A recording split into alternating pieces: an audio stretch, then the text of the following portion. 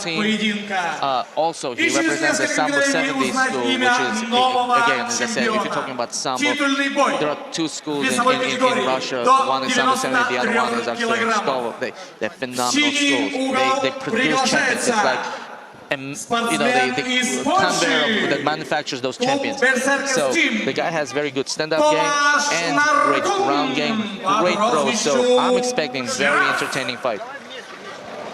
So coming out right now, we have Thomas Giraffe Narcoon. He's a big, tall guy. He's 6'3", 6'4". And you know what? He's a good size light heavyweight. You know, tips the scales at 205. He's probably sitting at around the 215 mark right now. He trains with the world-class athletes. He's training with Jagard Musasi. I come here for the belt. Musasi speaks very, very highly of Narcoon. Yeah, I totally agree. He pointed out before that he's very strong physically.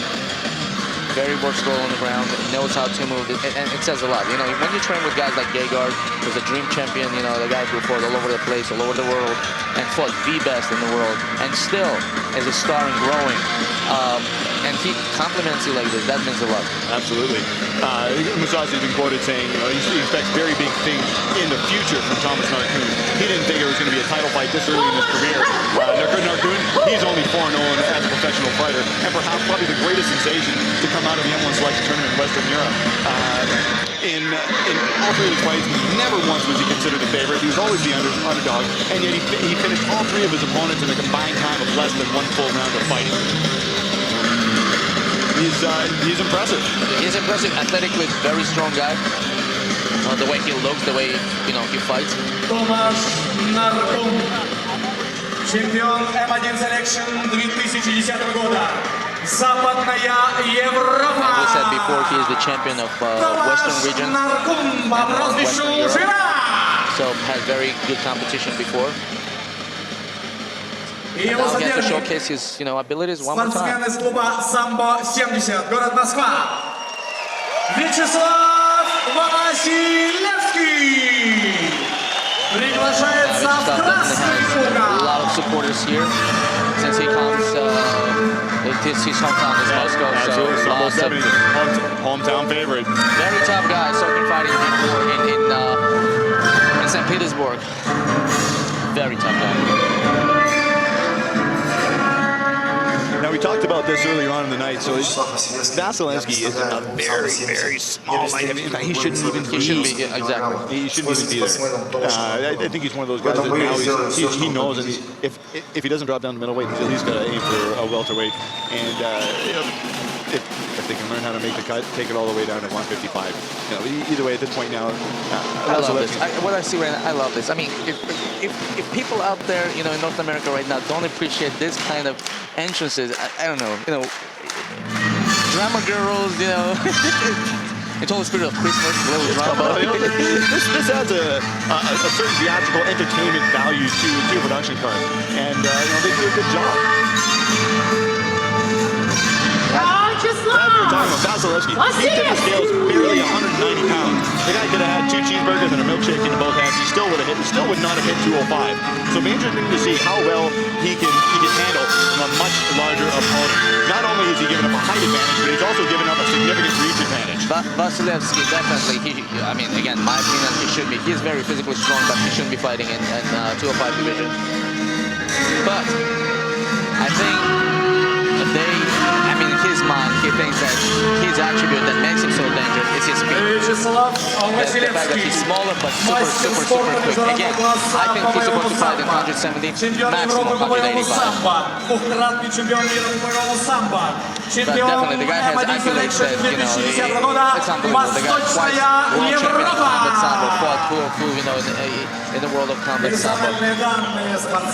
Very strong, very versatile, very good on the ground. Stand up. So, as I said, I'm expecting it's a good matchup, and I'm expecting a very good fight. Both guys are extremely tough. I mean, records tell you right there. 14-1 clean records of 14 victories and just 1 loss. It says a lot about the guy. 179 сантиметров.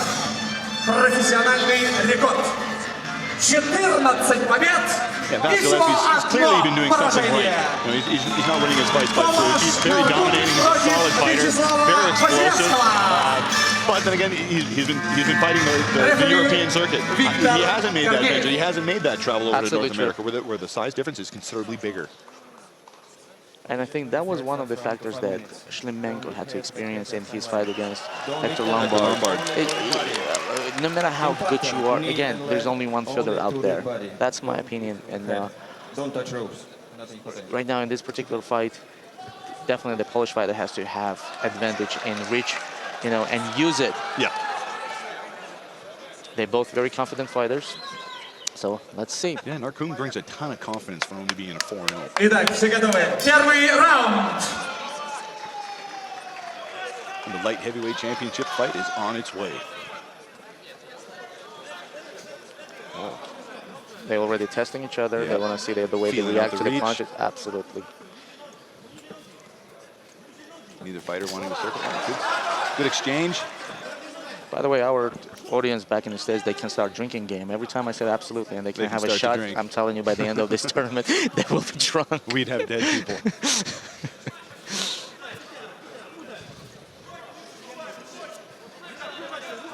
I can hear Bloodstained Mean laughing at us right now. He's sitting in his truck at working for the city. He's like, those guys making wisecracks at me from across the world.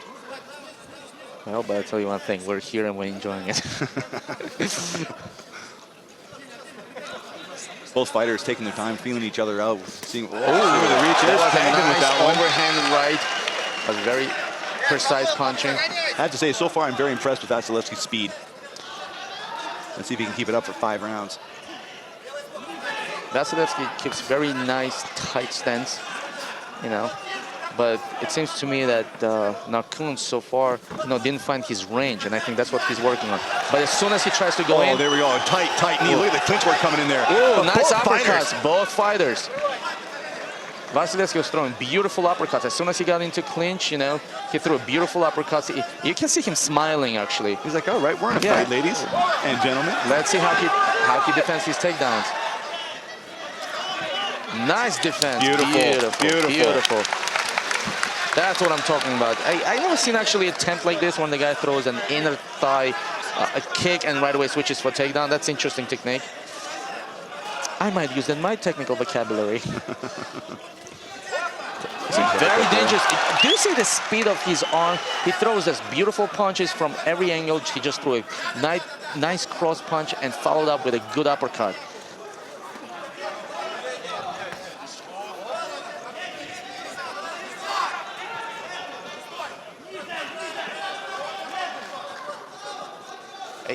You know, judging by the expression of Narkun's face, I think he's slightly bewildered because he was not expecting the speed. That's true. That's true.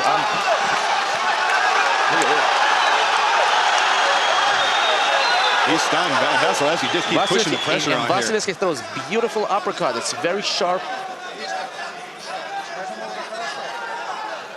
And I think Narkun tries to solve the riddle how to stop that uppercut coming in. He definitely hasn't feels found an that answer on how to stop it connected yet. all the time. I mean, every time.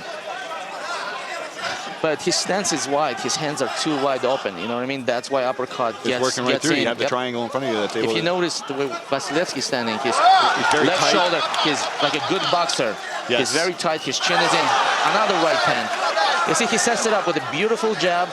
And right after the jab, he either throws nice, beautiful overhand or follows up with the uppercut. Look, again.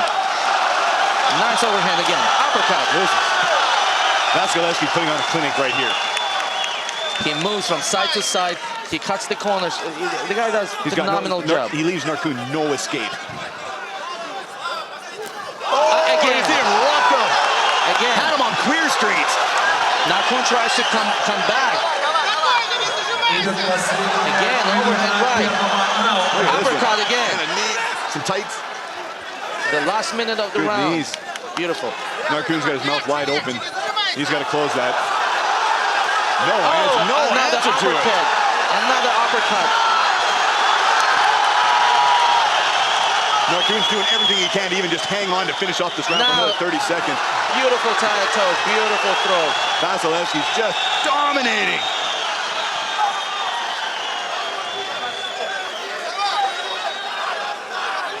Narkun tries to survive by attempting armbar, but he has no arm there.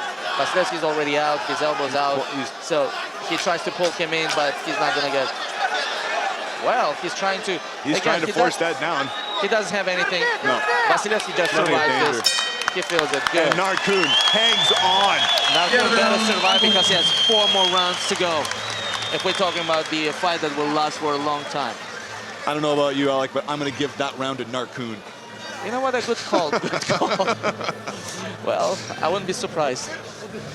Had to throw that one. I don't think that joke's going to You mean he controlled the power of those punches that were coming at his face? Yes, he used his face to stop the punches. Very effective. That's in some, in old English boxing, by the way, that was the defense. They used their forehead to block the front. Look at the knockout, or not knockout, look at the left hook that came through and stumbled And watch him. again. There it is, boom! boom! Right on the button.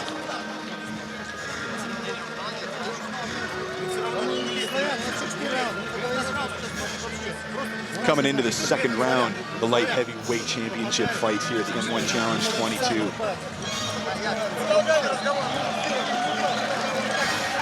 You see Narkun sitting in the corner there. He's got to find an answer on how to stop Vasilevsky striking. Otherwise, this fight is going to be over. And again, for the guy who comes from Sambo background and then had to learn how to box, he's done tremendous job. Vasilevsky done tremendous job. His beautiful speed, very quick, and maybe that's exactly what gives him this confidence to fight in this weight division. Narkun doesn't look good. Look at his face. It definitely has He's marks taking a ton of beating. punishment. Almost looks like he was in a fight. But again, notice, after taking that punishment, and again, he just ate nice jab, he keeps his hands down. What he's expecting, I don't know, I'm very surprised. His elbows are coming away from the body, he's widening up. Not to readjust. Hands are down. He's in trouble. He's not doing any counter punching, that I would say, oh, maybe he's just tried to baiting him in and then throw the punch. Oh, right there, left hook. Left hook. Vasiliev is very methodical. He's waiting. He's waiting. He knows what he's gonna throw next. Narkun goes down. He doesn't want to know part of that. He knows where he's dominant in the game. He's not going to change from this game plan.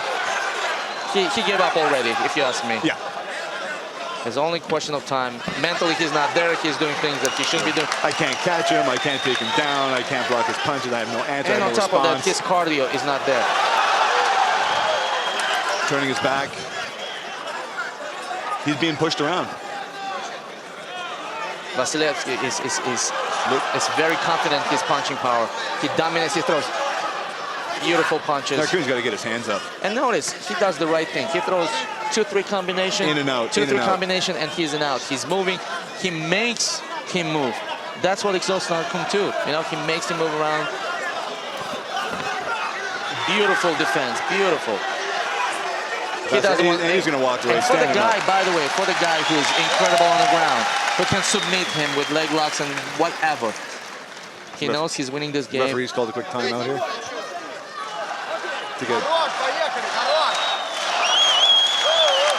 I don't know what this was all about, but no, I think they were considering having the doctors check his nose. Yeah, that nose saw lots of action tonight. Look at that. Narkun's looking over at his corner, and he's.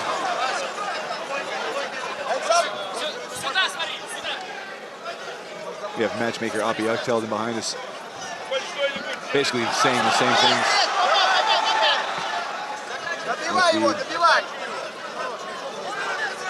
But again, for the guy that's barely standing, Vasilevsky has to finish the fight. Yes. And he 2.5 minutes gone into the second round. Vasilevsky still putting on a striking clinic. Right here, we're hearing the voice of Api Akhtelden, who's Gegard Mousasi's manager and mentor, and he's giving commands to Narkun to move around, not to stay in the pocket. And guess what? That's why he hits another punch, another hook, straight uppercut. He's down. He's down. The referee is right on the verge of jumping in on this fight.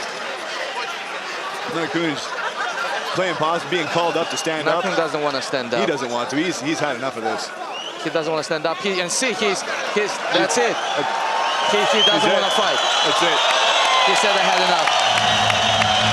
It's you know, his corner kind of showed hesitation. They told him to fight, but Narkun said I had enough. I'm upset. He doesn't want to be here, and he's leaving the ring actually.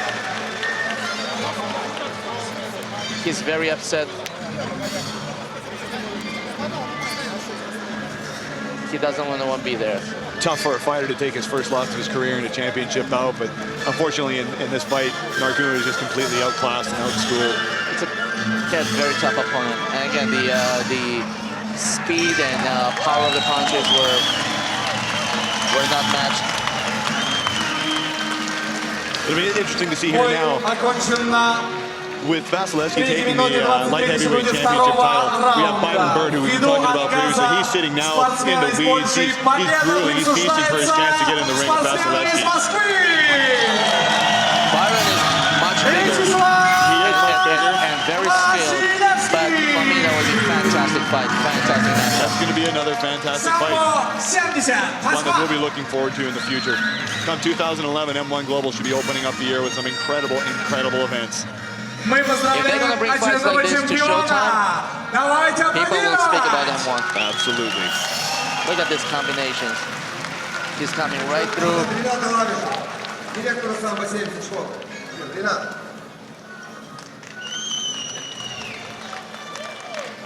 На ринг приглашается представитель M1 Global в Москве, директор легендарной школы самбо 70 Ренат Лайшев. Основной соучредитель вице-президент M1 Global Сергей Матвиенко. Clearly the bout tonight, it goes in favor of Vasilevsky. Certainly was his night tonight. Great job, great job. Дорогие друзья, He took his time. конечно, очень He was chipping it away. Executed a phenomenal game plan. And as I said, I was very impressed. He comes from the Sambo background, one of the best Sambo schools out there. Has the power. You saw him when he did the leg trick, you know, in judo it's called Tai Torch. So it was beautiful how he executed it.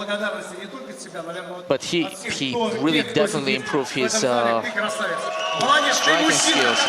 Amazing work, amazing work.